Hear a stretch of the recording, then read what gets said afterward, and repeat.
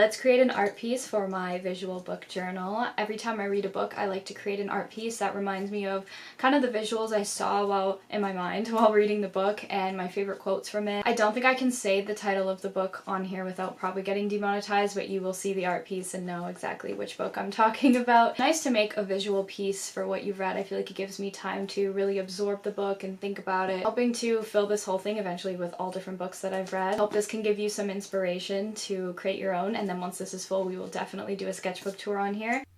Alright, let's start on this art piece, and I really want to hear your opinions down below about the following topic because this has been heavy on my mind. Also, right now I'm just taking my favorite quotes from the book, putting them in different fonts, and then cutting them out. But the state of BookTube/book talk. I feel like right now the videos getting a lot of views are the ones that are like, I read 200 books in 6 months, here are my favorites, and stuff like that, where it's just very big, bold numbers. And I think reading in general is amazing. Whether you're reading magazines or books or classics, it doesn't matter. Like, reading is good regardless, and I think that's always something positive.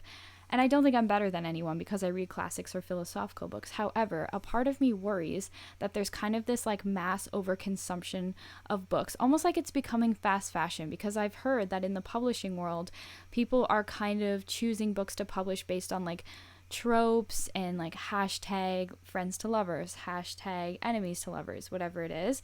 And I've heard a lot of people say that most good books can't really be boiled down to just one hashtag. So are books getting oversimplified, at least the popular ones anyway?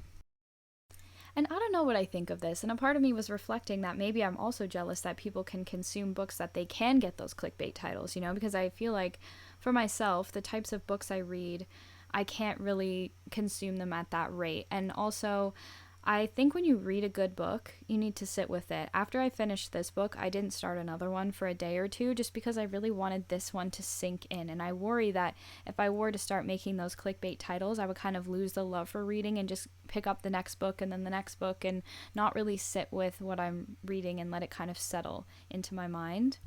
But I also understand that to read is a positive thing, and even if the mainstream publishing world changes, there's still always classics, there's always smaller authors and good books to find. It's never going to change 100% of the publishing world. It just might change kind of the mainstream part of it. So let me know what you think. This has been heavy on my mind, and I'm very curious to hear your thoughts. I've been challenging myself to do more visual art because I would say it's not my best art form. I'm not really good at placement, and I'm better with videos and movement and music, whereas I find still photos or collages like this very difficult for me. And for this part, I tried to handwrite a quote just to give some variety because all of them were printed, and I hated it. So I ended up writing it on a piece of paper and then gluing it on. And I wanted to design some little things in between the photos and just really fill the page, and I feel like this project altogether just totally encapsulated exactly everything I was kind of feeling while reading the book.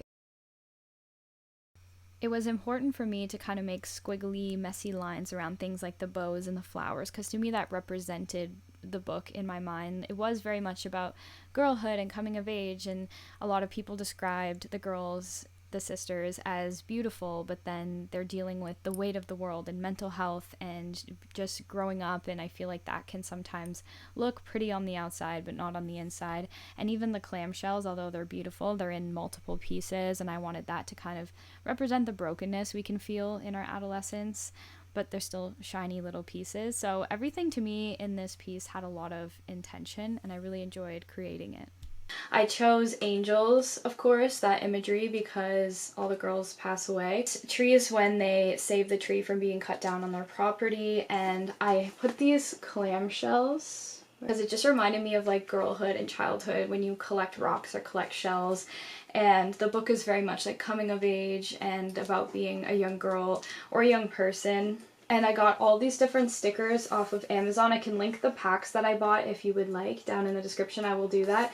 And there's a lot of things like bows and stuff. I found this girl on Google Images and printed it out. I really love to do a dedicated video diving deeper into the book because I just felt like it covered so many important topics really beautifully. It's definitely one that I would reread. Is the visual representation of the book I just read. I hope you enjoyed this video. You can subscribe if you want to see more art content. I do visual arts and music and dance and all sorts of things. So I would love to have you a part of this family if you feel inclined. Thank you for being here, and I hope to see you in my next video. Bye!